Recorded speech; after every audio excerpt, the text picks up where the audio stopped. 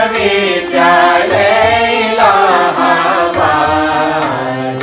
जय तुम्हारी विश्वविद्यालय इलाहाबाद। ज्ञान उद्गम ज्ञान संगम ज्ञान के इतिहास। ज्ञान उद्गम ज्ञान संगम ज्ञान के इतिहास। शत शत नमन है विश्वविद्यालय इलाहाबाद। सुंदरम सत्यम शिवम अवधारणाधार। जय तुम्हारी विश्वविद्यालय इलाहाबाद। इलाहाबाद विश्वविद्यालय के परास्नातक पूर्वार्ध की प्रिय छात्रों, आज हम लोग पुनः निरुक्त शास्त्रीय चर्चा के लिए एकत्र हुए। हम लोग इसके पहले नाम, आख्यात, उपसर्ग, निपात इन चारों के विषय में बड़े विस्तार से हम लोगों ने चर्चा की। आज का विषय बहुत ही महत्वपूर्ण है। आज हम लोग एक विशेष विषय पर चर्चा करेंगे।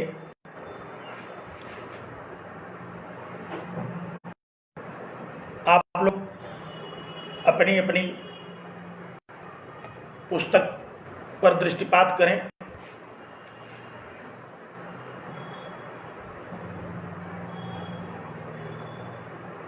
जहां हम लोग नामाख्यात, उपसर्ग और निपात के बाद का जो प्रकरण है उस पर हम अब चर्चा करते हैं। पुस्तक देखिए। इति चत्वारि पदजातानि अनुक्रांतानि नामाख्याते च उपसर्ग निपाताश्च। ग्रंथकार अब तक विवेचन किए गए विषयों पर एक दृष्टिपात करते हैं। कहते हैं कि इस प्रकार हम लोगों ने नाम, आख्यात, उपसर्ग और निपात का क्रम से विवेचन किया। नाम क्या है, आख्यात किसे कहते हैं, उपसर्ग क्या है, कितने हैं, अर्थों के द्योतक हैं अथवा वाचक। इसी प्रकार निपातों के विषय में भी उनके त्रिविध निपातों की चर्चा की। और आज का जो विषय निरुक्तकार आरंभ कर रहे हैं, यहां पूर्व पक्ष और उत्तर पक्ष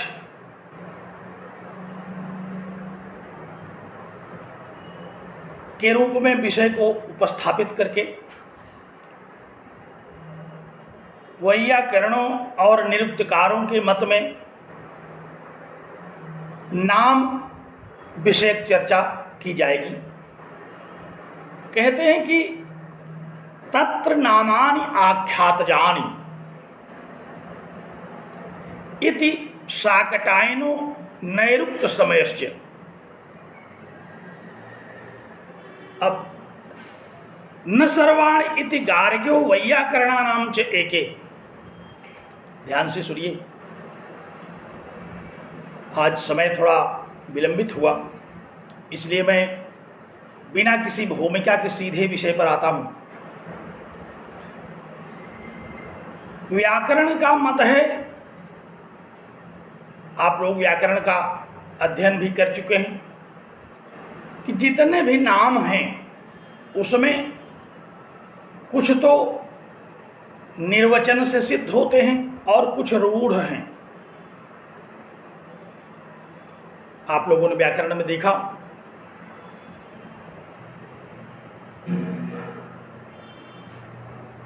दो तरह के पदों की चर्चा वहां आई। एक तो वे पद हैं जिनका निर्वचन करते हैं हम, और एक वे पद हैं जो रूढ़ हैं, जिन पदों में धातु, प्रत्यय, उपसर्ग आदि सिद्ध होते हैं, जिनकी निर्वचन जिनका किया जाता है, वे तो व्युत्पत्ति पक्ष के पद कहे जाते हैं। आप लोगों ने लघुकौमुदी में पढ़ा कि व्युत्पत्ति पक्ष और अव्युत्पत्ति पक्ष दो तरह से हम लोग पदों के विषय में जानते हैं। एक तो व्युत्पन्न होते हैं और एक रूढ़ होते हैं। मैं लौकिक व्याकरण, संस्कृत लौकिक व्याकरण की दृष्टि से चर्चा कर रहा हूं। एक पद यौगिक हैं, अर्थात धातु, प्रत्यय आदि संयुक्त होने पर बनते हैं,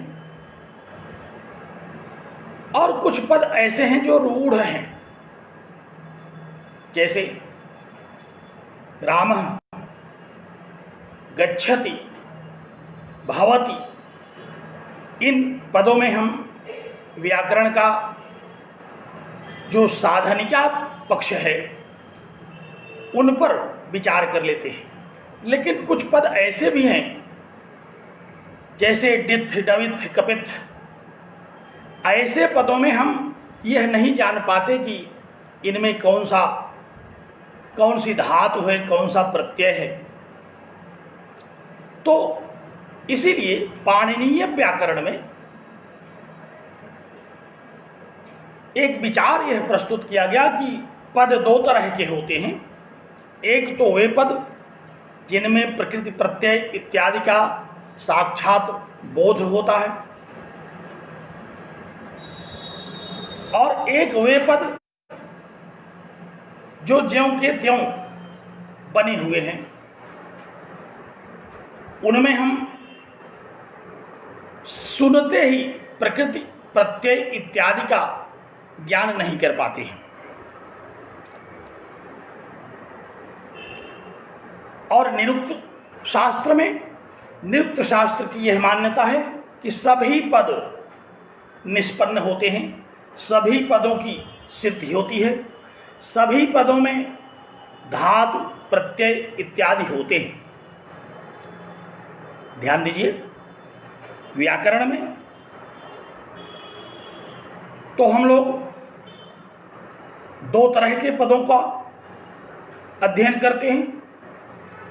एक वे जिनका निर्वचन होता है, और एक वे जो रूढ़ हैं।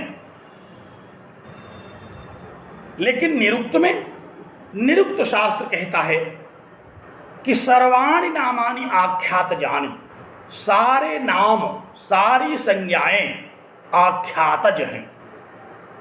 अर्थात इनमें धातु है, इनमें प्रत्यय लगे हुए हैं। धातु और प्रत्ययों के संयोग से प्रकृति और प्रत्यय के द्वारा इनकी सिद्धि होती है। सभी पद यौगिक हैं। प्रायः हम लोग जब व्याकरण में चर्चा करते हैं, आरंभ में ही निरुक्त का जब हम आरंभ कर रहे थे, तो वहां भी प्रत्यक्ष वृत्ति, परोक्ष वृत्ति और अति परोक्ष वृत्ति, इन तीन प्रकार के शब्दों का हम लोगों ने अध्ययन किया था। स्मरण करें, उन्हीं विषयों पर हम लोग एक नैरुक्त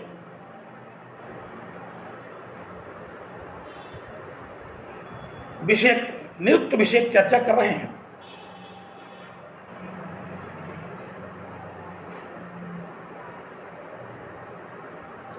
कुछ शब्द ऐसे हैं जो प्रत्यक्ष क्रिय हैं, अर्थात उनमें धातु, प्रत्यय इत्यादि प्रत्यक्षतः बोध होता रहता है। कुछ ऐसे शब्द हैं जो प्रकल्पक क्रिय हैं, अर्थात हम कल्पना कर लेते हैं कि इसमें यह धातु होगी और यह प्रत्यय होगा। और कुछ ऐसे पद हैं जो कि अविद्यमान क्रिय हैं, अर्थात जिनमें धातु का हमें पता ही नहीं चलता, ऐसे शब्द हैं। परंतु निरुक्त के अनुसार सभी जितनी भी संज्ञाएं हैं, क्रिया में तो कहना ही क्या है, क्रिया में तो धातु और प्रत्यय का साक्षात ज्ञान होता है, लेकिन नाम में भी सर्वाणि नामानि आख्यातजानि, सारे नाम आख्यातज हैं। आख्यातज माने, आख्यात माने क्रिया, क्रिया में धातु और प्रत्यय मिलते हैं। तो जितने भी नाम हैं वे सब किसी न किसी धातु से सिद्ध होते हैं। किसी भी नाम में ऐसा नहीं है कि उसमें कोई धातु ना हो। सामान्य दृष्टि से हमें भले उसका ज्ञान न हो, जैसे ढेर सारे शब्द ऐसे हैं हम लोग सुनते हैं और सुनने के बाद उनमें हमें व्याकरण, उनमें धातु, हमें उनमें प्रकृति और प्रत्यय का बोध नहीं होता। जैसे अभी हमने उच्चारण किया एक शब्द है डिथ, डविथ, कपित। लौकिक व्यवहार में बहुत सारे ऐसे नाम हम लोग देखते हैं, पिंटू, पप्पू, डब्बू। ये सब ऐसे शब्द हैं जिनको हम सुनते हैं, समझ भी कुछ जाते हैं, लेकिन अगर कोई कहे कि गुड्डू, इस शब्द में कौन सी धातु है, कौन सा प्रत्यय है, तो फिर हमें बहुत कठिनाई होगी व्याकरण की दृष्टि से। हम पाणिनीय व्याकरण की दृष्टि से इसको समझा नहीं सकते। लेकिन निरुक्तकार कहते हैं कि नहीं, जितने भी शब्द हैं, जितने भी नाम हैं, वे सब आख्यातज हैं। तो आज इसी दो पक्ष पर, एक तो व्याकरणों का पक्ष है, पाणिनीय व्याकरण का, और एक निरुक्तकार भी हैं, उसमें गर्ग, गार्ग्य संप्रदाय के निरुक्तकार, और दूसरा पक्ष है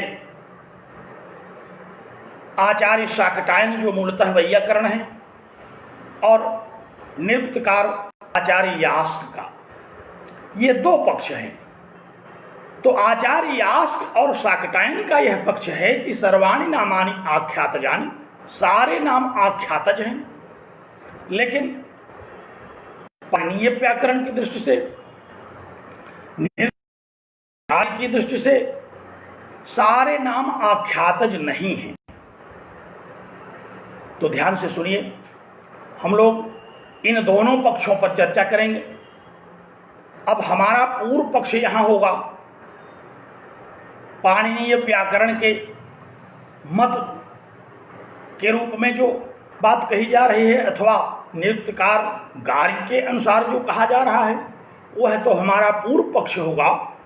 और आचार्य शाकटायन तथा आचार्य यास्क, इनके द्वारा जो पक्ष प्रस्तुत किया गया वह उत्तर पक्ष होगा।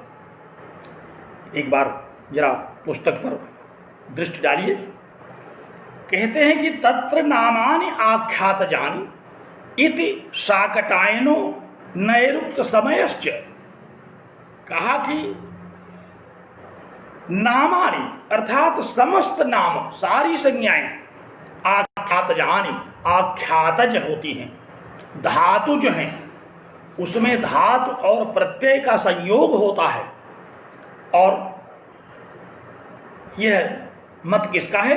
कहा कि इति शाकटायन, यह व्याकरण के आचार्य शाकटायन, जिनको हम लोग उणादि प्रत्ययों के आविष्कर्ता आचार्य के रूप में जानते हैं।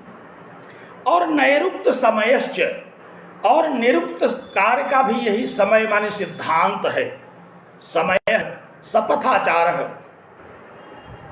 काल सिद्धांत संविद।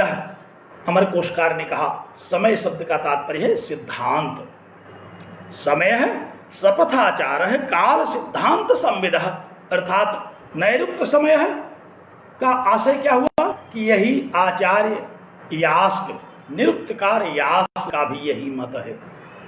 ध्यान से सुनिए, निरुक्तकार आचार्य यास्क और आचार्य शाकटायन जो व्याकरण के आचार्य हैं, इनका मत यह है कि सर्वाणि नामानि आख्यात जानी, सारे नाम आख्यातज हैं, सभी संज्ञाएं धातुज हैं, और न सर्वाणि इति गार्ग्यो वैयाकरणा नाम च एके, कहा कि न सर्वाणि नामानि आख्यात जानी, सारे नाम आख्यातज नहीं हैं, इति वैयाकरणा नाम च एके, यह व्याकरण के आचार्यों में कतिपय अर्थात पाणिनि, पतंजलि आदि जिन्हें हम पाणिनि आचार्य कहते हैं, उनके अनुसार, तथा गार्ग्यो निरुक्तकार गार्ग्य के अनुसार।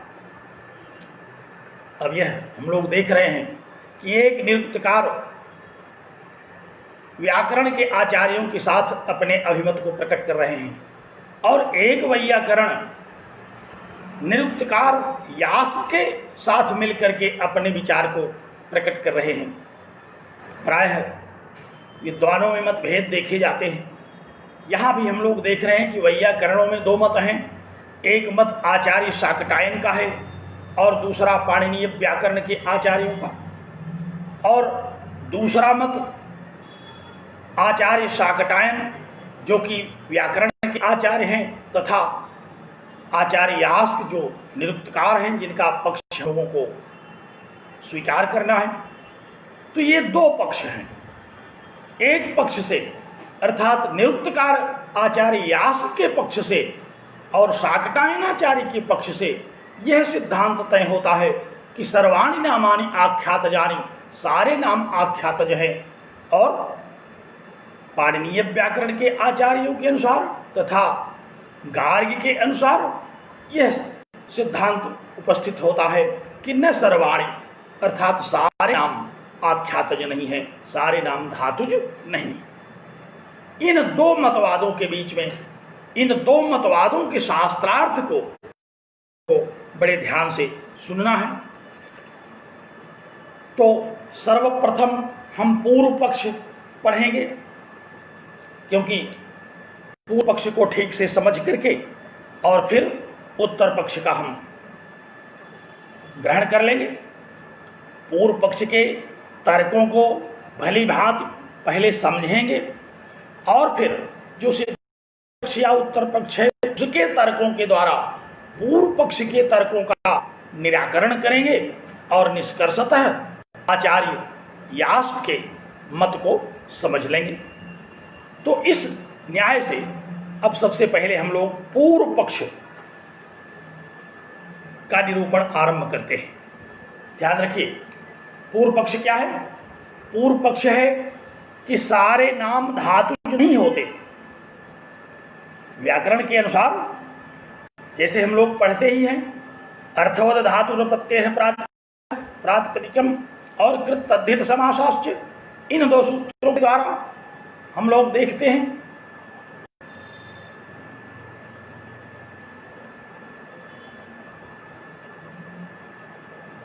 एक पक्ष निर्वचन का है और एक पक्ष रूढ़ शब्दों का। तो यहाँ पूर्व पक्ष के रूप में हम व्याकरण के अनुसार और निरुक्तकार गार्ग्य के अनुसार पहले उनका मत ग्रहण करते हैं। जो मत क्या है ध्यान में रखे रहिए, इनका ये मत कि न सर्वाणि नामानि आख्यात जानी, सारे नाम धातु नहीं होते, अर्थात जिन नामों में प्रकृति प्रत्यय इत्यादि का हमें बोध होता है वे तो धातुज होते हैं, लेकिन जिन नामों में प्रकृति प्रत्यय इत्यादि का बोध हमें नहीं होता वे रूढ़ होते हैं। तो एक शब्द है, शब्द का भेद है यौगिक, जिनमें प्रकृति प्रत्यय इत्यादि का विधान है, और एक है रूढ़ जो ज्यों का त्यों बना हुआ है। उसी के स्वरूप को हम ग्रहण कर लेते हैं। तो आइए पूर्व पक्ष के रूप में उपस्थित तर्कों का हम लोग अध्ययन करें। बहुत ही रोचक, बहुत ही सरल और बहुत ही महत्वपूर्ण यह विषय है। पहला तर्क क्या किया आचार्य ने? कहा कि तद यत्र स्वर संस्कारौ समर्थौ प्रादेशिकेन गुणेन अन्वितौ स्याताम संविज्ञातानि तानि। पंक्तियों को देखना पड़ेगा, आप लोग अपनी पुस्तक को देखें, क्योंकि पंक्तियों की व्याख्या प्रायः परीक्षा में पूछी जाती है। तो परीक्षा के लिए दोनों तरह से सवाल बन जाते हैं। कभी पूर्व पक्ष उपस्थित कर दिया, कभी उत्तर पक्ष का वाक्य उपस्थित कर दिया। पूर्व पक्ष उपस्थित कर दिया तो पूर्व पक्ष को बताते हुए हमें उत्तर पक्ष का विवेचन करना है, और उत्तर पक्ष का वाक्य प्रस्तुत किया तो पहले पूर्व पक्ष को समझाते हुए फिर उत्तर पक्ष को प्रस्तुत करना है। तो यहाँ पूर्व पक्ष को प्रस्तुत कर रहे हैं। कहते हैं कि न सर्वाणि नामानि आख्यातजानि, सभी नाम आख्यातज नहीं हो सकते। संसार के जितने भी शब्द हैं, जितनी भी संज्ञाएं हैं, संस्कृत, लौकिक संस्कृत अथवा वैदिक संस्कृत में, उनमें सभी संज्ञाएं धातुज नहीं है। सबकी सिद्धि नहीं की जा सकती, सबकी साधनिका को नहीं समझा जा सकता। सभी शब्दों में, सभी नामों में, सभी संज्ञाओं में धातु, प्रत्यय इत्यादि का विभाग करके समझना, समझाना संभव नहीं है। क्यों ऐसा है? क्यों ऐसे कहते हैं? कहते हैं कि हम इस बात को सिद्ध करेंगे, और 7 तर्क उपस्थित करते हैं पूर्व पक्षी। कहा कि कहां निर्वचन हो सकता है, कहां प्रकृति और प्रत्यय का विवेचन हो सकता है। अब सुनिए, इन्होंने कहा कि यत्र स्वर संस्कारौ समर्थौ, जहां स्वर मिली भांति आप परिचित हैं, उदात्त, अनुदात्त, स्वरित आदि वैदिक स्वर प्रक्रिया की ओर संकेत है। और संस्कार माने व्याकरण के संस्कार, कौन से, कौन सी धातु, कौन सा प्रत्यय होगा। तो कहा कि यत्र स्वर संस्कार समर्थौ, जिन पदों में स्वर प्रक्रिया, स्वर विधान सुसंगत रूप में अवगत होता है, और संस्कार जो व्याकरण सम्मत सिद्धि है, वह सुस्पष्टतया अवगत होती है। प्रादेशिकेन गुणेन अन्वित स्याताम, और प्रादेशिक गुण से अन्वित माने संगत जो पद होते हैं। ये प्रादेशिक गुण क्या है?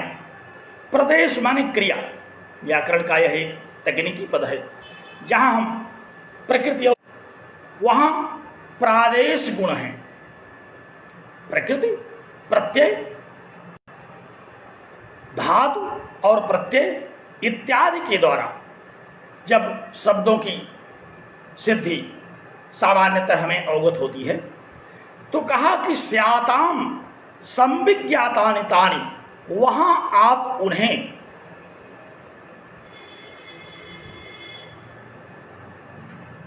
आख्यातज स्वीकार कर सकते हैं। अर्थात वे पद आख्यातज होते हैं, वही पद धातुज माने जा सकते हैं, जहां उदात्त, अनुदात्त, स्वरित आदि की स्वर प्रक्रिया तथा व्याकरण सम्मत प्रकृति और प्रत्यय इत्यादि का विधान तथा प्रादेशिकेन गुणेन अन्वितौ, तथा क्रिया से संबद्ध जो अर्थ है, जिस धातु के द्वारा वह शब्द सिद्ध किया जा रहा है, उस धातु के ही अर्थ से जो अर्थ हमें अवगत हो रहा है, वहां तो शब्द संज्ञा धातुज होगी, न पुनः सर्वाणि नामानि आख्यातजानि, सभी नाम आख्यातज नहीं होंगे। जैसे कर्ता, हर्ता, इत्यादि जो शब्द हैं, जहाँ हमें सुस्पष्ट दिखाई पड़ रहा है कारकः हारकः कि कौन सी धातु है, कौन सा प्रत्यय है। यहाँ तो ये नाम धातुज हो सकते हैं। जैसे कर्ता शब्द है, त्रिधातु से त्रिज प्रत्यय करके कर्ता शब्द बनाया। अब यहाँ धातु भी और प्रत्यय भी हमें सुस्पष्ट अवगत हो रहे हैं, तो ये तो धातुज हुए, ये तो आख्यातज हुए। लेकिन जहाँ हमें सुस्पष्ट रूप में धातु और प्रत्यय का बोध नहीं हो रहा है, वे धातुज नहीं हुए। इसी बात को आचार्य ने प्रथम तर्क में समझाने की चेष्टा की। ध्यान से देखिए, कहा कि यत्र स्वर संस्कार समर्थौ, जहाँ स्वर उदात्त अनुदात्त स्वरित इत्यादि स्वर प्रक्रिया तथा व्याकरण सम्मत साधनिका की प्रक्रिया और प्रादेशिकेन गुणेन, और जिस धातु का वहाँ ग्रहण किया जा रहा है उस धातु के अर्थ से, उस धातु के द्वारा अवगम्यमान जो क्रिया है उससे जहाँ अर्थ समन्वित होता है, वहाँ तो हम यह जानते हैं कि ये नाम धातुज हैं। जैसे हमने उदाहरण दिया कि कर्ता, धर्ता, हर्ता इत्यादि। और जहाँ ऐसे नहीं हैं, जहाँ धातु इत्यादि का सुस्पष्ट बोध नहीं हो रहा है, न पुनः सर्वाणि नाम, न पुनः नामानि, वे सारे नाम आख्यातज नहीं होते। जैसे गौः, अश्वः, पुरुषो, हस्ती इति। जैसे गौः शब्द सुना, अब उसमें सुनते ही हमें धातु का पता नहीं चलेगा, प्रत्यय का पता नहीं चलेगा। हम प्रयास करेंगे तो फिर इनका निर्वचन किसी तरह से कर सकते हैं। अश्वः सुनते ही हमें जो बोध हो रहा है, उस बोध के द्वारा हम धातु और प्रत्यय का ज्ञान नहीं कर पा रहे हैं। पुरुषः, पुरुषः शब्द सुनने पर हमें धातु और प्रत्यय का बोध नहीं हो रहा है। हस्ती, ये सब ऐसे पद हैं जो कि सुनने पर हमें धातु प्रत्यय आदि संगत रूप में हमें अवगत नहीं होते। तो ये सब नाम धातु नहीं है।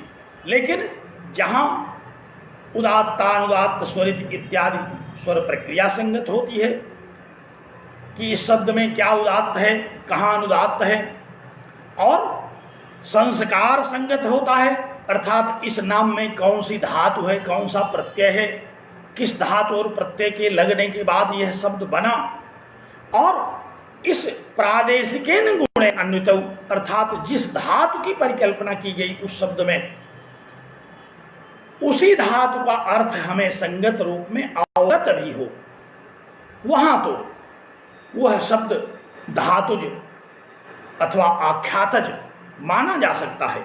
लेकिन सारे शब्द धातुज नहीं माने जा सकते। जैसे गौः, अश्वः, पुरुषो, हस्ती इत्यादि, इनमें हमें सहज ही धातु प्रत्यय आदि का बोध नहीं हो रहा है। इसके लिए हम या तो प्रयत्न पूर्वक परिकल्पित करते हैं कि कौन सी धातु है या कौन सा प्रत्यय है, अथवा यह रूढ़ शब्द है, हस्ती, पुरुषः इत्यादि रूढ़ शब्द हैं। इन शब्दों के द्वारा, इन संज्ञाओं के द्वारा हमें अर्थ का बोध तो हो रहा है, लेकिन इसके निर्वचन का बोध नहीं हो रहा है। तो शब्दों के अर्थ का बोध तो होगा, चाहे वह रूढ़ हो, चाहे वह यौगिक हो। रूढ़ शब्दों के द्वारा भी जिस अर्थ में वह रूढ़ हुआ होगा, वह अर्थ तो हमें बोध होगा ही। जैसे हम लोग डित्थ किसी का नाम है, डवित्थ किसी का नाम है, तो डित्थ कहते ही वह जब बोलने लगता है तो हम समझ जाते हैं कि यही डित्थ महाशय है। डवित्थ कहने पर जो अभिमुख होते हैं उनको भी हम समझ जाते हैं कि ये डवित्थ महोदय है, परंतु हम उनमें प्रकृति और प्रत्यय का बोध नहीं कर पाते। तो अर्थ तो शब्दों का हम समझ जाते हैं, लेकिन उनमें निहित जो प्रकृति और प्रत्यय हैं, इनका बोध हमें नहीं हो पाता। तो कहते हैं कि जहाँ स्वर और व्याकरण प्रक्रिया तथा प्रकृति प्रत्ययों में आए हुए क्रियापद इन सब का अर्थ संगत होता है, सुसंगत रूप में हमें इनका अर्थ बोध होता है। वे सब तो आख्यातजानी, वे सारी संज्ञाएं तो आख्यातज हैं। न पुनः सर्वाणि नामानि आख्यातजानी, न कि सारी संज्ञाएं आख्यातज होती हैं। जैसे कौन से आख्यातज हैं हमने यह बताया, और गौ अश्व पुरुषो हस्ती इत्यादि ये सहज ही आख्यातज रूप में प्रतीत नहीं होते हैं, इनको भी बताया। तो पहला तर्क आचार्य का, किन आचार्य का? पाणिनीय व्याकरण को मानने वाले आचार्य, जो व्युत्पत्ति पक्ष और अव्युत्पत्ति पक्ष के सिद्धांत को स्वीकार करने वाले आचार्य हैं, उनकी दृष्टि में तो वे शब्द धातु जो हैं, जहाँ प्रकृति और प्रत्यय का, जहाँ स्वर इत्यादि विधान का, और जहाँ धातु इत्यादि के संगत अर्थों का हमें शब्द के श्रवणोपरांत बोध हो जाता है, वे तो धातु जो हैं।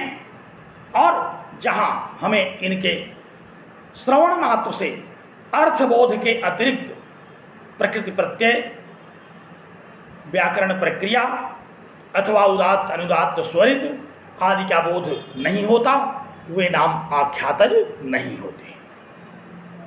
मुझे पूर्ण विश्वास है कि आप लोग पहला जो तर्क दिया पूर्व पक्ष ने, उसको आप समझ गए होंगे।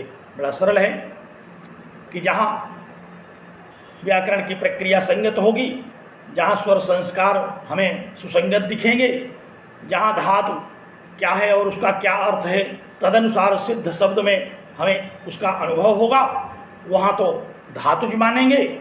और जहाँ ऐसा नहीं होगा, जहाँ केवल शब्द श्रवण से उनके अर्थ का हम अनुमान कर लेते हैं, वहाँ उन शब्दों को धातुज या आख्यातज नहीं मानते। अर्थात सभी संज्ञाएं धातुज नहीं हैं। प्रथम तर्क से इन्होंने यह बात सिद्ध किया कि न सर्वाणि नामानि आख्यातजानि, सारे नाम आख्यातज नहीं होते। जहाँ व्याकरण की प्रक्रिया संगत होती है, वहाँ तो आख्यातज स्वीकार करने योग्य होते हैं, और जहाँ ऐसा नहीं होता, उनको, उन शब्दों को हम रूढ़ मानते हैं। बात समझ में आ गई होगी, क्योंकि कोई टिप्पणी नहीं आ रही है, कोई संकेत भी आज आप लोग नहीं दे रहे हैं कुछ कि आप सुन रहे हैं कि सो गए हैं। अस्तु, द्वितीय तर्क कहा कि अथ चेत सर्वाणि आख्यातजानि नामानि स्युः। कहा कि और दूसरी एक और समस्या है, अगर हम सारे नामों को आख्यातज मान लें तो एक भारी समस्या खड़ी होगी, एक कठिनाई सामने आएगी। क्या कठिनाई आएगी? ध्यान से पंक्ति को देखिए। अथ चेत, अथ चेत माने पहले तर्क के दूसरा तर्क उपस्थित कर रहे हैं कि चेत माने यदि सर्वाणि नामानि आख्यातजानि स्युः, सारे नामों को हम आख्यातज स्वीकार करें, अर्थात सारे नाम आख्यातज होने चाहिए, इस सिद्धांत को हम यदि स्वीकार कर लें, निरुक्तकार की इस मान्यता को यदि हम, तो क्या कठिनाई होगी? कहा कि यह कश्च तत्कर्म कुर्यात्। कहा कि जो कोई भी व्यक्ति तत्कर्म, वह क्रिया करेगा, सर्वम तत्सत्वम, उस उन सब का वह नाम रख दिया जाएगा। ध्यान दीजिए, जैसे हमने आपको पहले तर्क में समझाया, गौ अश्व, अश्व जो है वह रूढ़ शब्द है, इसका सहज ही प्रकृति प्रत्यय बोध नहीं किया जा सकता, लेकिन निरुक्त के अनुसार इसका निर्वचन किया जाता है। अश्व शब्द का निरुक्त शास्त्र के अनुसार निर्वचन किया जाता है। अश्व धातु का रूप चलाते हैं। अश्ववीत अध्वानम, अस असुंग धातु व्याप्त, व्याप्त के अर्थ में जो मार्ग को व्याप्त करता है वह अश्व है। अध्वानम अश्नुवीत इति अश्व। अध्वान माने, अध्वा माने मार्ग, अध्वानम माने मार्ग को जो व्याप्त करे। घोड़ा इतना तेज चलता है कि वह दूर से दूर बहुत शीघ्र पहुंच जाता है, इसीलिए उसका नाम अश्व रख दिया गया, क्योंकि वह समग्र मार्ग को तय कर लेता है जल्दी से। अध्वानम अश्नुवीत इति अश्व, जो पूरा मार्ग शीघ्रता पूर्वक तय कर लेता है, मार्ग को व्याप्त करके उसको पूर्ण कर लेता है, वह अश्व है। अब यहां अश्व शब्द का निर्वचन अश्व धातु से किया, जो मार्ग को व्याप ले, जो मार्ग का अतिक्रमण कर जाए, जो मार्ग को पूरा कर ले, जो रास्ते को तय कर ले, वह अश्व है। अब कहते हैं कि देखिए, यह बहुत बड़ी कठिनाई पैदा कर देगा यह निर्वचन, अगर हम इनके इस सिद्धांत को मान लें कि जो मार्ग को व्याप्त करे वह अश्व है, तो कौन मार्ग को व्याप्त नहीं करता? एक से एक तेज धावक हैं, एक से एक तेज चलने वाले मनुष्य हैं, अन्य बहुत तेज दौड़ने वाले पशु भी हैं, वे सब भी मार्ग को व्याप्त कर लेंगे, तो क्या हम उनको अश्व कहने लगेंगे? जो भी मार्ग को व्याप्त करने लगे, फिर हमें उसका नाम अश्व ही रखना चाहिए। इस बात को इस तर्क में आचार्य कह रहे हैं कि क्या कहा कि यह कश्च तत्कर्म कुर्यात, जो कोई भी उस क्रिया को कर ले, अर्थात जो कोई भी तेज दौड़ने लगे, तत् सत्वम, हम उसका वही नाम उच्चारण करना चाहिए हमको। जो भी मार्ग को तेजी से व्याप्त कर ले, जो भी मार्ग को तेजी से दौड़ करके तय कर ले, उसको फिर हमें अश्व कहना चाहिए। जबकि हम व्यवहार में इस प्रकार नहीं देखते, तेज से तेज चलने वाले मनुष्य को हम अश्व नहीं कह सकते। लेकिन अगर हम सभी नामों को धातुज मान लें, तो फिर समस्त तेज चलने वाले, सभी मार्ग को व्याप्त करने वाले लोगों का नाम अश्व हो जाएगा। ध्यान से इन पंक्तियों को देखिए। कहा कि अथ चेत सर्वाणि नामानि आख्यातजानिषु, यदि हम सारी संज्ञाओं को आख्यातज माने, तो यह कश्चित् तत्कर्म कुर्यात, तो जो कोई भी उस धातु से उत्पन्न होने वाली क्रिया को करेगा, तत् सत्वम तथा च क्षीरम, कहा कि उस व्यक्ति का नाम हम उसी धातु के अर्थ के कारण हम वही नाम भी रख देंगे। और यह कश्च अध्वानम अश्नवीत, जो कोई भी मार्ग को व्याप्त कर ले, अश्व सर्वचनीय स्यात्, उसी को चाहिए। जबकि संसार में इस प्रकार नहीं है, इसलिए न आख्यात जाने, इसलिए समस्त नाम आख्यातज नहीं हो सकते। एक दृष्टांत और दिया, कहा यत किंचित तृण्यात तृणम तत्। अब यहां तृण शब्द आया। तृण शब्द सामान्यतः पाणिनीय व्याकरण से हम कहेंगे कि यह निर्वचन योग्य नहीं है, रूढ़ है। लेकिन निरुक्त के अनुसार यहां कहते हैं कि नहीं, इसका त्रिदि हिंसानादरयो, त्रिदि धातु से इसका निर्वचन होगा। जो हिंसा करे, कष्ट दे और अनादर पहुंचाए, तो कहा कि यत किंचित तृण्यात, जो भी कोई हमें अनादर करे, जो भी कोई हमको कष्ट पहुंचाए, फिर हम उसको तृण कहने लगे।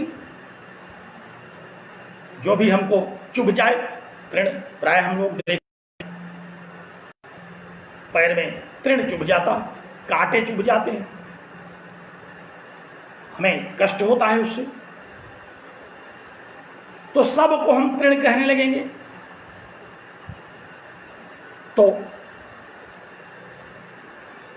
बहुत सारे लोगों की बात बहुत चुभ जाती है, अनादर पूर्वक, अनादर करने के लिए बहुत सारी बातें कही जाती हैं, वो भी चुभ जाती हैं। तो वहां भी तृण धातु के कारण हमें उसे तृण कहना पड़ेगा, जबकि समाज में हम ऐसा नहीं देखते। तृण शब्द के द्वारा एक विशेष अर्थ हम ग्रहण करते हैं। तृण अर्थ विशेष के लिए रूढ़ है, इसलिए न सर्वाणि नामानि आख्यातजानि, सारे नाम आख्यातज नहीं हो सकते। बात सुस्पष्ट है। कहा कि अगर हम सारे नामों को आख्यातज माने, सारी संज्ञाएं धातुज मानी जाएं, तो उस धातु जन्य क्रिया को जो भी करेगा हम उसका नाम वही रख देंगे। जैसे अश्व मार्ग को व्याप्त करने के कारण, तेज गति से चलने के कारण उसका नाम अश्व रखा गया, तो जो भी तेज गति से चलेगा उसका नाम हमें अश्व रखना पड़ेगा। जो भी हमें चुभ जाएगा हम उसको तृण कहेंगे। तब तो बड़ी समस्या होगी। हमें लगता है कि फिर भाला चुभ जाएगा जब, तो उसको भी लोग कहेंगे कि तृण चुभ गया।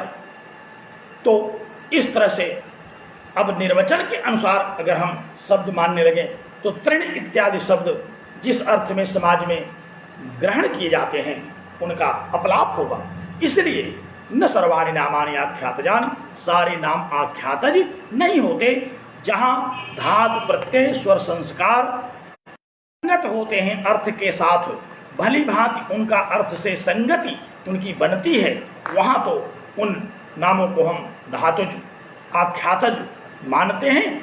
और जहां ऐसा नहीं होता वहां हम उसे धातुज नहीं स्वीकार करते।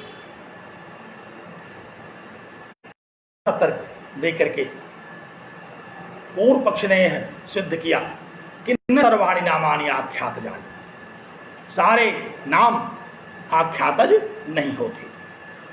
और अगला तर्क क्या प्रस्तुत करते हैं? कहा कि अथापि चेत सर्वाणि आख्यातजानि नामानि स्युः। कहा कि इतने से तो समझ जाना चाहिए नियुक्तकारों को कि सारे नाम आख्यातज नहीं हो सकते। लेकिन अगर आप इतने से भी नहीं समझे होंगे, अथापि चेत, अगर आप इतने से भी नहीं समझे तो अगली कठिनाई क्या होगी, अगली बाधा क्या उपस्थित होगी, इसको प्रस्तुत कर रहे हैं। कहा कि अथापि, इसके बाद भी अगर सर्वाणि आख्यातजानि नामानि स्युः, सारे नाम आख्यातज होने चाहिए माना जाए, तो फिर यावद्भिर्भावैः संप्रयुज्येत, तो एक व्यक्ति जितनी क्रियाओं को करेगा, यावद्भिः भावैः, भावैः माने क्रिया भी, एक व्यक्ति जितनी क्रियाओं को करेगा, क्योंकि उस क्रिया से धातु संगत होगी और फिर वह धातु वहां उपस्थित होने के कारण उसी धातु से हम प्रत्यय करेंगे। तो एक व्यक्ति जितनी क्रियाओं को करेगा, तावदभ्यो नामधेयः, उतने नाम, उतनी संज्ञा उस व्यक्ति की होगी। व्यावहारिक रूप में हम लोग देखते हैं कि एक ही व्यक्ति बहुत सारे कार्य करता है। किसी क्षण हम लोग गाड़ी चलाते हैं तो उस समय ड्राइवर हो जाते हैं। इस समय हम लोग नृत्य की शिक्षा में व्यापृत हैं तो हम शिक्षक हैं, छात्र हैं। तो क्या एक व्यक्ति जितनी क्रियाओं को करेगा उसके उतने नाम रख दिए जाएंगे? ताकि यदि निरुक्तकार की बात हम मान लें तो जितनी क्रियाएं किसी भी व्यक्ति के द्वारा, किसी भी वस्तु के द्वारा, कोई भी वस्तु जितनी क्रियाओं से संबद्ध होगी उस वस्तु के उतने नाम रखने पड़ेंगे। जैसे यहाँ उदाहरण दिया, कहा कि तत्र एवं स्थूणादरसया संजनी च स्यात्। कहा कि यहाँ भी बहुत ही बड़ी बाधा उपस्थित होगी अर्थ की। कहा कि जैसे स्थूणा, स्थूणा आप सब लोग जानते हैं, परिचित हैं, छप्पर इत्यादि में ये थून लगाई जाती है, स्थूणा कहते हैं उसको। स्थूणा शब्द ही भाषा वैज्ञानिक सिद्धांतों के अनुसार थून हो गया। थून तो है वो, उसका हम और भी प्रयोग कर लेते हैं। कोई जानवर उसमें बांध देते हैं, फिर अब उस थून को क्या हम खूंटा कहने लगेंगे? खूंटे में जानवर इत्यादि बांधे जाते हैं। अब दूसरी क्रिया हुई तो वह स्थूणा खूंटे के अर्थ में आ गया। संजनी च स्यात्, और संजनी कहते हैं वह जो थून है उसके ऊपरी भाग पर जो अन्य बांस आश्रय लेते हैं उस पर जो टिकते हैं, सज्जते अनेन इति, उस थूण के द्वारा, उस थूणा के द्वारा छप्पर में उपस्थित जो अन्य वंशखंड हैं, जो अन्य बांस लगे हुए हैं, वे उस पर रुकते हैं, तो उसी एक को फिर हम लोग संजनी कहने लगेंगे। अर्थात है तो वह एक वस्तु, लेकिन दरे से ते इति दर्शया, किसी दर को खोद करके उसमें गाड़ दी गई तो इसलिए हम उसको दर्शया कहेंगे। उसमें जब हम किसी जानवर इत्यादि को बांधने का उपयोग करें, अथवा छप्पर इत्यादि में उसको लग जाने के बाद हम उसको थूड़ा कहेंगे, थूण। और जब वह छप्पर में लगे हुए उन वंशखंडों को आश्रय देगा, जब उनको आश्रित होकर के वह रुकेगा, तब हम उसको संजनी कहें। तो एक ही वस्तु, एक ही संज्ञा यावद भी भाव ही संप्रयुज्येत, जितनी क्रियाओं के साथ प्रयुक्त होगी, तावद्भ्यो नामधेय, उसकी उतनी संज्ञाएं होने लगेंगी। बहुत बड़ी विडंबना हो जाएगी कि एक संज्ञा से युक्त व्यक्ति अपनी अन्य क्रियाओं के आधार पर उसके नाम बदल जाएंगे। जितनी क्रियाएं वह करेगा उतने नाम हो जाएंगे। तो यह ऐसा समाज में देखने को नहीं मिलता, संसार में देखने को नहीं मिलता, यह अव्यावहारिक है। तो इसलिए न सर्वाणि नामानि आख्यातजानि, सारी संज्ञाएं आख्यातज नहीं होती। ध्यान से सुनिए, बात समझ में आ गई होगी कि अगर सबको धातुज माना जाए तो क्या क्या कठिनाइयां उपस्थित होंगी। बहुत बड़ी कठिनाई उपस्थित करने का तर्क दिया व्याकरण के आचार्यों ने। कहा कि अगर सारे नामों को धातुज मान लेंगे तो एक व्यक्ति जितनी क्रियाओं को करेगा फिर बारी बारी से उसके उतने नाम हो जाएंगे, जबकि समाज में ऐसा देखा नहीं जाता। व्यक्ति का नाम एक होता है, वह अन्य क्रियाओं को भी करता है, लेकिन वह उसके संज्ञा के रूप में ग्राह्य नहीं होती। और अथापि कहा कि और भी एक कठिनाई उपस्थित होगी। क्रम से सभी नामों को धातुज मानने में क्या क्या कठिनाई होगी, इस बात का निरूपण यहाँ पूर्व पक्ष के द्वारा किया जा रहा है। तो कहा कि अथापि च येषां न्यायवान कर्म नामिकः संस्कारः यथा चापि प्रतीतार्थान् स्युः तथा एनान्याचक्षीरन्। कहा कि और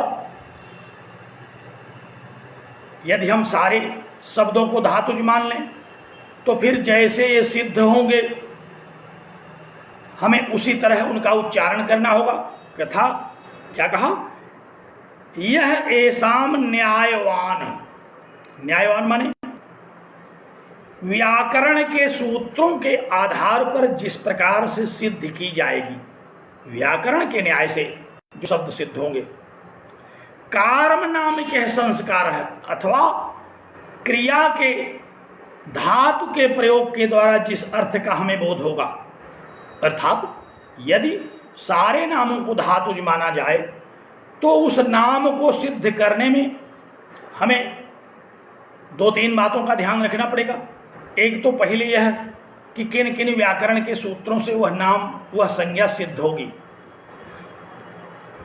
और उस संज्ञा में धातु कौन सी होगी, तथा जो भी सूत्र लगे और जो भी धातु प्रयुक्त हुई उनका अर्थ क्या प्रतीत हो रहा है। ये तीन बातें होनी चाहिए किसी भी संज्ञा में। जब हम उसका निर्वचन करते हैं व्याकरण शास्त्र के अनुसार तो तीन बातों का हम ध्यान रखते हैं। पहली बात तो यह कि किन किन व्याकरण के सूत्रों से वह सिद्ध हो रहा है। दूसरी बात यह है कि उनका कर्म नामिक संस्कार क्या है, अर्थात कौन सी क्रिया हो रही है वहां, उस क्रिया को बताने के लिए किस धातु का प्रयोग किया जा रहा है। और ये व्याकरण के सूत्र तथा ये धातु मिलकर के जिस शब्द को सिद्ध कर रहे हैं, उनका वही नाम हमें प्रतीत भी हो, प्रतीतार्थान स्युः, उसी नाम से हमें उनके अर्थ का बोध भी हो, तब तो हम उनको धातुज मानते हैं, तब हम धातुज मानते हैं, तभी हम उस नाम से उसको कहते हैं। जबकि ऐसा हमें शास्त्रों में देखने को नहीं मिलता। जैसे अब जिन शब्दों का निर्वचन निरुक्त शास्त्र करता है, जैसे अभी अश्व शब्द कहा, पुरुष शब्द कहा, इनका निर्वचन कैसे होगा और उच्चारण किस प्रकार से होगा? तो कहा कि पुरुषम, जैसे पुरुष शब्द है, अब निरुक्त में जब पुरुष शब्द सिद्ध किया जाता है तो इसका निर्वचन करते हैं हम पुरुषेते इति पुरुषः, अर्थात शरीर रूपी पूर्व में जो शयन करता है उसे पुरुष कहते हैं। तो यहाँ पुरुषेते इति पुरुषः, तो इसका अर्थ तो यही प्रतीत हो रहा है कि जो पूर्व में शयन करे। तो इसी तरह से फिर हमें इसका उच्चारण भी करना चाहिए कि पुरुषयः, पुरुषयः कहेंगे जब, तभी हमें यह अर्थ प्रतीत होगा, तभी हमें मूल शब्द जो पूर्व है उसका ज्ञान होगा, तभी इसमें जो क्रियापद दिखाई दे रहा है शयन करने के अर्थ वाली, उसका बोध होगा। तो पुरुषेते इति पुरुषः न कह करके फिर हमें क्या कहना पड़ेगा? फिर हमें कहना पड़ेगा कि पुरुषेते इति पुरुषयः, जबकि ऐसा हम नहीं कहते। शब्द तो रूढ़ है, शब्द तो पूर्व से ही प्रयोग में चला आ रहा है पुरुषः के रूप में, लेकिन यदि इसका हम निर्वचन करें तो निर्वचन में प्रयुक्त होने वाले जो नियम हैं, अर्थात व्याकरण के जो सूत्र हैं, जो धातु है और उनसे बने हुए शब्द का जो अर्थ प्रतीयमान होता है, उन सब की संगति होनी चाहिए। जबकि इस शब्द को सुनने से ऐसा नहीं हो रहा है। पुरुषः शब्द सुनने से हमें अर्थ का बोध तो हो रहा है, लेकिन न ही पूरी शब्द का बोध हो रहा है, न शयन करने वाले का बोध हो रहा है।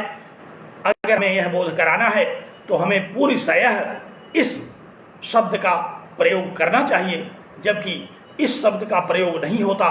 प्रयोग तो पुरुषः इसी शब्द का हमें प्राप्त होता है। और अष्टा, जैसे अध्वानम अश्ववीत इति अश्वः कहा, अगर हम व्याकरण की दृष्टि से अश्व धातु में कर्ता के अर्थ में प्रत्यय करेंगे तो अश्व धातु से त्रिच प्रत्यांत जो कर्ता सिद्ध बनेगा वह अष्टा बनेगा, अश्व नहीं बनेगा। जबकि शब्द बना हुआ है अश्व, तो यहाँ धातु और प्रत्यय के अनुसार जो प्रतीत होने वाला अर्थ है वह बाधित हो रहा है, जबकि बाधित नहीं होना चाहिए। फिर हमें जो मार्ग को शीघ्रता से व्याप्त करके उसे तय कर ले, उसे हम अश्व न कह करके उसे अष्टा कहेंगे।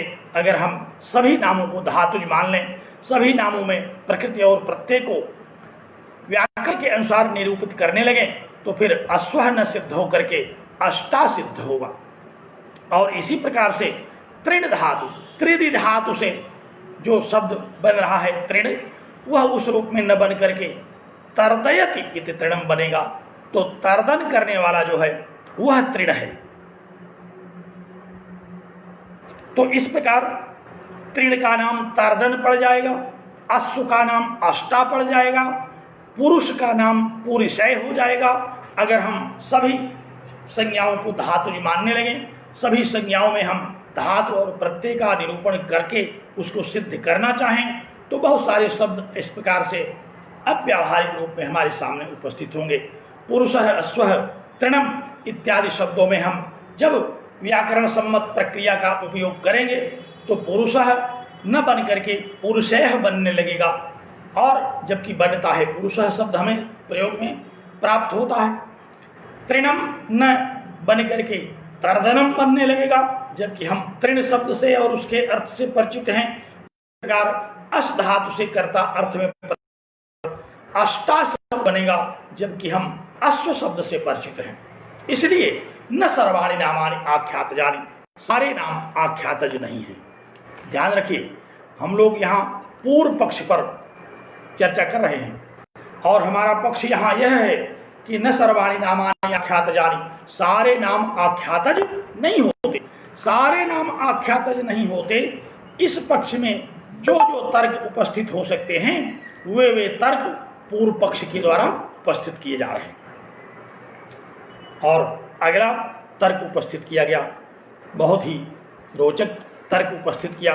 कहा कि अथापि अगर इतने से भी आप न माने तो देखिए एक कठिनाई और उपस्थित होगी। कहा क्या? कहा कि निष्पन्ने अभिव्याहारे विचारयंती, ये व्याकरण के जो आचार्य हैं ये विचारयंती, बहुत बड़े विचारक हैं, ये विचार करते हैं। क्या विचार करते हैं? कि सभी नाम धातु जो हैं, सारी संज्ञाएं धातु जन्य हैं और इसमें कठिनाई, इसमें बाधा क्या है? कहा कि निष्पन्ने अभिव्याहारे, पहले नाम निष्पन्न हो जाता है, किसी का नाम पहले रख दिया जाता है और तब ये उसमें प्रकृति प्रत्यय का विचार करते हैं। अरे अगर प्रकृति प्रत्यय का विचार करना ही है तो नाम रखने के पूर्व ही प्रकृति और प्रत्यय का विचार करके वहाँ उसके संगत अर्थ पर विचार करके उसके प्रतीतार्थक जो उसका प्रतीयमान अर्थ है उस पर विचार करके तब निर्वचनोपरांत नाम रखना चाहिए। जबकि लोक में हम देखते हैं कि नाम पहले मिलता है, फिर व्याकरण के आचार्य उस पर निर्वचन करना आरंभ करते हैं।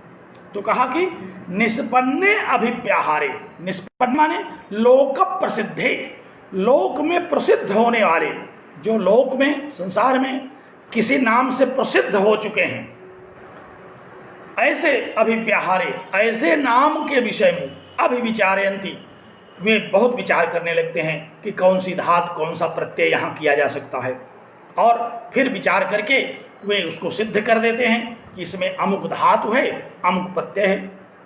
और उसमें होने वाली कठिनाई क्या होगी?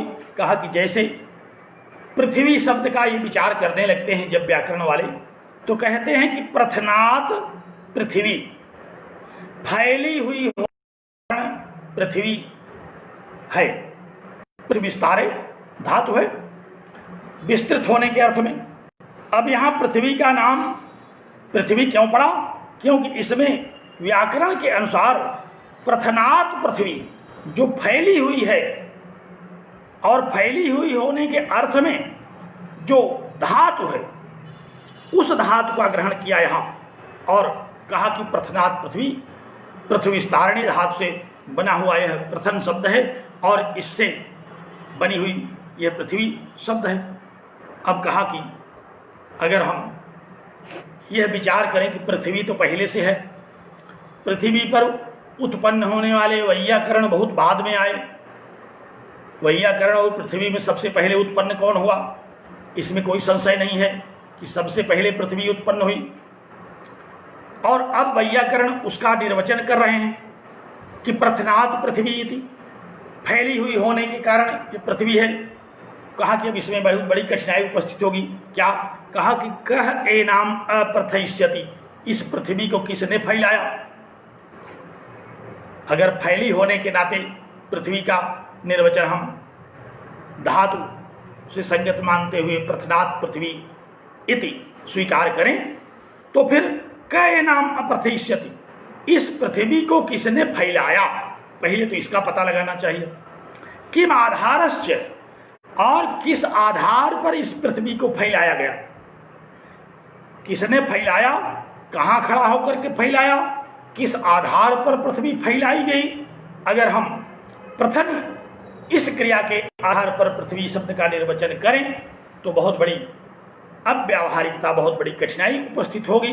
क्योंकि व्याकरण वालों का तो यह स्वभाव है कि पहले नाम रख उठता है तब ये पहुंचते हैं वहाँ, हाँ भाई आपका क्या नाम है, और उस नाम पर अब पूछेंगे कैसे बना, कौन सा प्रत्यय लगा, कौन सी धातु लगी, और बहुत बड़ी कठिनाई उपस्थित हो जाती है। हम लोग व्यवहार में प्रायः देखते हैं बहुत सारे संस्कृत न जानने वाले बच्चे इसी में साक्षात्कार इत्यादि में फंस जाते हैं। किसी का नाम रख दिया गया कुछ, अब नाम तो उनके दादा ने रख दिया, अब निर्वचन उनसे पूछा जा रहा है इंटरव्यू बोर्ड के द्वारा कि आपका नाम कैसे सिद्ध हुआ। अब उनको क्या पता कि कैसे सिद्ध हुआ, उनको तो एक नाम मिला, उनके पूर्वजों के द्वारा रखा हुआ वह नाम धारण करके वह प्रसिद्ध हो चुके हैं संसार में, और उसी नाम का अर्थ हैं वे स्वयं। लेकिन अब इसमें कौन सी धातु है, कौन सा प्रत्यय है, यह विचार बाद में हो रहा है। तो यह बहुत बड़ी कठिनाई है। अगर हम यह मान लें कि सर्वाणि नामानि आख्यातजानि, सारे नाम आख्यातज हैं, तो नाम के पहले ही इनके प्रकृति और प्रत्ययों पर विचार कर लेना चाहिए। और यदि ऐसा नहीं है तो वहीं यह सिद्धांत होगा जहां सामान्यतः प्रतीयमान अर्थ के द्वारा धातु प्रत्यय इत्यादि का प्रयोग समझ में आएगा, वहां तो वे नाम धातुज होंगे, आख्यातज होंगे, और जहां ऐसा नहीं होगा वहां रूढ़ होगी। इसलिए न सर्वाणि नामानि आख्यातजानि, इसलिए दो तरह के ये नाम हैं, एक तो रूढ़ और एक धातुज। बात समझ में आ रही है। बहुत ही रोचक और सामान्य तर्कों से पूर्व पक्ष उपस्थित किया गया, जो पढ़ने में बहुत आनंदित करता है। अभी इसका निराकरण जब निरुक्तकार करेंगे तब हम लोग दूसरे तरह से सुनेंगे, समझेंगे। अभी तो पूर्व पक्ष के रूप में हम इसको सुन और समझ रहे हैं। अब अगला तर्क उपस्थित किया, कहा कि इसमें और भी बड़ी कठिनाई उपस्थित होती है। क्या? अथ अनन्युते अर्थे अप्रादेशिके कार्ये पदेभ्य पदेतरार्धान संचस्कार साकटायन। अब वैयाकरणों ने कहा कि इन साकटायन महोदय को देखिए जरा, ये इस पक्ष के हैं कि सारे नाम धातुज हैं, और ये सारे नामों का निर्वचन करने का बीड़ा उठा लिए हैं। कोई भी ऐसा नाम, कोई भी ऐसा शब्द नहीं बचेगा जिसका ये निर्वचन न कर दे। और जहां एक शब्द के निर्वचन में एक धातु एक प्रत्यय से काम नहीं चलता, वहां ये एक शब्द को सिद्ध करने में कई धातुओं का प्रयोग कर लेते हैं, कई प्रत्ययों का प्रयोग करते हैं, और उस शब्द से, उस धातु से, उस प्रत्यय से उसका अर्थ प्रतीयमान हो रहा हो कि नहीं हो रहा हो, पर ये उसका ध्यान नहीं करते, बल्कि ये केवल निर्वचन करते हैं। जैसे ध्यान दीजिए, अनन्युते अर्थे, अर्थ के साथ निर्वचन का कोई अन्वय न हो। जब साकटायनाचार्य निर्वचन करते हैं तो ये इस बात का ध्यान नहीं देते कि जो अर्थ बता रहे हैं उस नाम का, उसके साथ धातु के साथ उस अर्थ का अन्वय हो रहा है अथवा नहीं। और अप्रादेशिके विकारे, जिस धातु को, जिस क्रिया को उन्होंने उस शब्द में सिद्ध करने के लिए प्रयुक्त किया, वह वहां प्रतीतार्थक है कि नहीं, इस पर भी विचार नहीं करते। और क्या कहते हैं? कहा कि पदेभ्य पदेतरार्धान, एक पद को सिद्ध करने के लिए अन्य पदों से आधा आधा ग्रहण करके, अन्य अनेक पदों से उनके अंश को ग्रहण करके एक पद को सिद्ध कर लेते हैं। जैसे एक शब्द सिद्ध करना हुआ, यहां एक दृष्टांत दिया, सत्य शब्द है। सत्य, अब पाणिनि व्याकरण की दृष्टि से तो यह सत्य शब्द हमको ज्यों का त्यों मिला हुआ, हम इसको ग्रहण करते हैं। लेकिन अब आचार्य साकटायन कहते हैं कि नहीं, ये निर्वचन योग्य है, इसका निर्वचन किया जा सकता है। और इन्होंने इसका निर्वचन किया सत्य शब्द का। तो सत्य शब्द को सिद्ध करने में इन्होंने दो धातुओं का प्रयोग किया। कौन कौन सी धातु? पंक्ति में देखिए, कहा कि पदेभ्य पदेतरार्धान संचस्कार साकटायन। दो पदों से आधा लेकर के आचार्य साकटायन ने सत्य शब्द को सिद्ध किया। क्या क्या लिया? कहा कि एतेह कारितम यकारादिम, इन धातु का ऋजंत रूप। इण गतौ धातु है, इण माने जाना, याति रूप चलता है इसका। और जब णिच प्रत्यय लगा करके इसका रूप चलाया जाता है तो रूप चलता है आययति, आययतः, याति, यातः।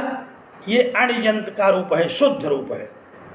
और जब णिच प्रत्यय लग करके प्रेरणार्थक धातु, णिच प्रत्यय से आप लोग परिचित हैं, जैसे गम धातु है, गच्छति रूप बनता है, जाता है।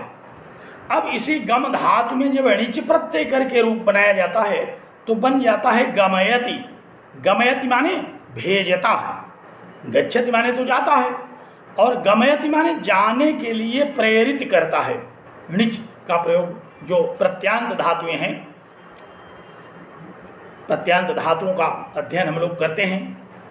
णिच, सन, यंग, नाम धातु, ये प्रत्यांत धातुएं हैं। प्रत्ययों के बाद लग करके ये पुनः शब्दों को सिद्ध करती हैं। तीन प्रत्ययों के लगने के बाद णिच इत्यादि प्रत्यय लग करके सिद्ध करते हैं। जैसे गम धातु से गमयति रूप बनाया इन्होंने। तो यहां क्या किया, अधिक विस्तार में न जाकर के पहले हम लोग इसको सुने। एते कारितम, एते माने इण धातो, इण धातु का, कारितम माने ऋजंत रूप, जो कारित रूप है, कृत नहीं, प्रेरणार्थक जो रूप है, उससे आययति रूप बनेगा। अब आययति से यकारादिम, इन्होंने य का ग्रहण कर लिया। इण धातु से ऋजंत णिच प्रत्यय लग करके आययति के रूप में बने हुए पद से इन्होंने एक अक्षर ग्रहण किया, य। ध्यान रखिए, सत्य शब्द सिद्ध करने जा रहे हैं। सत्य शब्द सिद्ध करने के लिए पहले अंतिम अक्षर को इन्होंने खोजा। सत्य में अंतिम अक्षर क्या है, य। और ये कहां से आया, कहा ये इण धातु का ऋजंत रूप है, आययति। आययति से आदि का जो य है उसको इन्होंने ग्रहण कर लिया। यकारादिम, जो आययति में दो य है, उसमें से आदि का जो य है उसको इन्होंने ग्रहण कर लिया। और दूसरा क्या किया, अस्तेह शुद्धम च सकारादिम, अस धातु का, अस धातु, अस होने के अर्थ में अस भूवि सत रूप बनता है। तो कहा कि अस धातु का जो शुद्ध रूप बना, सत, जिसमें स आदि में है, तो उसको ग्रहण कर लिया। तो अस धातु के शुद्ध रूप को, सत, इस रूप को ग्रहण किया, और इण धातु के ऋजंत रूप से यह को ग्रहण किया और सत्य शब्द बना दिया। किसने बना दिया, आचार्य शाकटायन ने। एक शब्द को सिद्ध करने के लिए, सत्य शब्द को सिद्ध करने के लिए दो धातुओं का ग्रहण किया, इण धातु और अस धातु। इण धातु के ऋजंत प्रयोग से इन्होंने यह को ग्रहण किया, और अस धातु का सत शब्द जो शुद्ध है उसको ग्रहण किया, और यह को अंत में रख करके सत को पूर्व में रख दिया। इस प्रकार इन्होंने सत्य शब्द को सिद्ध किया। तो एक द्राविड़ी प्राणायाम किया इन्होंने शब्द को सिद्ध करने के लिए, कि चाहे जैसे हो हम शब्दों को सिद्ध करके ही छोड़ेंगे। कोई भी शब्द ऐसा नहीं बचेगा, कोई नाम, कोई संज्ञा ऐसी नहीं बचेगी जिसको हम बिना सिद्ध किए छोड़ दें। तो इन्होंने आचार्य शाकटायन की इस साधनिका संबंधी व्यवस्था पर एक प्रहार किया। आचार्य शाकटायन किस प्रकार से शब्दों को सिद्ध करते हैं, इस पर एक कटाक्ष किया कि यह बात जरूर मानेंगे कि सारे नाम आख्यातज होते हैं, चाहे इनको एक नाम को सिद्ध करने के लिए दो दो धातुओं को, अनेक प्रत्ययों को एकत्र करना पड़े, चाहे उन धातुओं का वहां कोई तात्पर्य हो चाहे ना हो, लेकिन ये शब्द को सिद्ध करके ही छोड़ते हैं। जैसे सत्य शब्द को इन्होंने अब इण गतौ धातु से आयत का यह ग्रहण किया, अस धातु का सत ग्रहण किया, यह को अंत में और सत को आदि में रख करके सत्य शब्द सिद्ध कर दिया। अब इन धातुओं के द्वारा किस अर्थ की समीचीनता है, कौन सा अर्थ प्रतीत हो रहा है, कैसे यह साधनिका व्यावहारिक संभव होगी, इस पर आचार्य शाकटायन ने चर्चा नहीं की, इस पर चिंता नहीं की, इस पर चिंतन नहीं किया, इस पर विचार नहीं किया, लेकिन उन्होंने सत्य शब्द को सिद्ध करने के लिए अनेक धातुओं को, अनेक प्रत्ययों को ग्रहण करके कहीं से आधा और कहीं दूसरी जगह से आधा ग्रहण करके एक शब्द सिद्ध किया। कहा कि जबकि ऐसा व्यवहार में हम नहीं देखते, इस संगत होती है जहां धातु और क्रिया का अर्थ संगत होता है, वहां तो वे धातु जो हैं, और जहां ऐसा नहीं होता वहां धातु जो नहीं होते। और अंत में एक और तर्क दिया, कहा कि अथापि सत्व पूर्वो भाव, कहा कि जिस शब्द का ये निर्वचन करते हैं, किसी भी शब्द का जब जिस धातु और जिस क्रिया के आधार पर निर्वचन करते हैं, वह तो पहले ही पैदा हो चुका होता है। अथापि माने उपर्युक्त 6 तर्कों के बाद एक अंतिम तर्क दिया, सत्व पूर्वो भाव। सत्व माने नाम, पूर्व पहले नाम रख दिया जाता है, भाव और भाव माने क्रिया उसके बाद होती है। जैसे अश्व है, अश्व दौड़ता तो बाद में है, पैदा होते ही उसका नाम अश्व रख दिया जाता है, तो नाम तो पहले पड़ गया, लेकिन उसमें अश्वधातु से मार्ग को अश्ववीत जो निर्वचन किया, उस अश्व धातु का जो तात्पर्य है, उस व्याप्त करने का जो अर्थ ग्रहण किया गया, वह तो बाद में होता है। अर्थात नाम पहले रखा जाता है और क्रिया बाद में होती है। नाम पूर्व, सत्व पूर्व, अर्थात नाम तो नामकरण तो पहले कर दिया गया, अश्व का नामकरण उसके जन्म के समय ही कर दिया गया जब वह उठ नहीं पा रहा था, और उसमें जो धातु लगी अश धातु, वह बहुत तेज दौड़ने के अर्थ में लगी हुई है, तो दौड़ेगा तो बाद में, और पता नहीं वो दौड़ेगा भी कि नहीं दौड़ेगा। ढेर सारे अपाहिज अश्व हैं, वो नहीं दौड़ पाते, फिर भी उनका नाम तो अश्व ही रखा जाता है। तो कहा कि ये बिल्कुल अतार्किक, अव्यावहारिक है, क्योंकि नाम पहले रखा जाता है, क्रिया उसमें बाद में संभाव्य होती है। अब वह क्रिया अगर हुई तब तो उस क्रिया से संगत अर्थ प्राप्त होगा, और अगर वह क्रिया नहीं हुई तो उससे संगत अर्थ की प्राप्ति नहीं भी हो सकती है। इसलिए न सर्वाणि नामानि आख्यातजानि, सारे नाम आख्याज नहीं हो सकते। तो इस प्रकार हम लोगों ने पूर्व पक्ष का एक संक्षिप्त और तीव्र गति से चर्चा की। अगर हम लोग क्लास में होते इस पर चर्चा होती, लेकिन ऑनलाइन क्लास का यह आप गुण कहिए या दोष कहिए कि हम इस बात की परवाह न कर पाते हैं कि अति विस्तार से चर्चा करें। तो हमने विस्तार कम किया इसका, और जिस द्रुत गति से इस पर चर्चा हुई, इसलिए कि हमें यह पहले से ही मन में संकल्प रहता है कि 1 घंटे सवा घंटे में हम एक वक्तव्य पूरा कर लें। तो ऐसी परिस्थिति में हमें बहुत सारी बातों को बताने में कमी करनी पड़ती है, परंतु यथासंभव जितने भी तर्क पूर्व पक्ष के द्वारा उपस्थित किए गए, हम लोगों ने चर्चा की। और अंत में पुनः आप स्मरण करें कि सभी नाम धातु जो हैं कि नहीं, इस विषय पर आज निरुक्तकार यहाँ चर्चा कर रहे हैं। और इसमें 2 पक्ष हैं, एक वैयाकरणों का, पाणिनीय व्याकरण के आचार्यों का, और दूसरा निरुक्तकार का। पाणिनीय व्याकरण के आचार्यों का यह मानना है कि सारे शब्द धातु जो नहीं होते, जहाँ हमें सुस्पष्टतया धातु का अर्थ, प्रत्यय का अर्थ व्यावहारिक रूप में ग्रहण होता है, उसका तो हम तात्पर्य धातु स्वीकार करते हैं, और जहाँ ऐसा नहीं होता उन शब्दों को हम रूढ़ मान लेते हैं। इसलिए यह एक पूर्व पक्ष का तर्क स्थापित किया कि न सर्वाणि नामानि आख्यातजानि, अर्थात सभी संज्ञाएं आख्यातज नहीं होती। अब इसका जो उत्तर पक्ष है, निरुक्तकार का जो पक्ष है, इस पर हम अगले व्याख्यान में चर्चा करेंगे। आज हम इसको यहीं संपन्न करते हैं। आप लोगों को बहुत बहुत धन्यवाद, बहुत साधुवाद। निरुक्त जैसे गंभीर ज्ञान को ग्रहण करने के लिए आप सब लोग यहाँ उपस्थित होते हैं। यह ज्ञान आपका परम मंगल करे। इन्हीं शुभकामनाओं के साथ नमो नमः।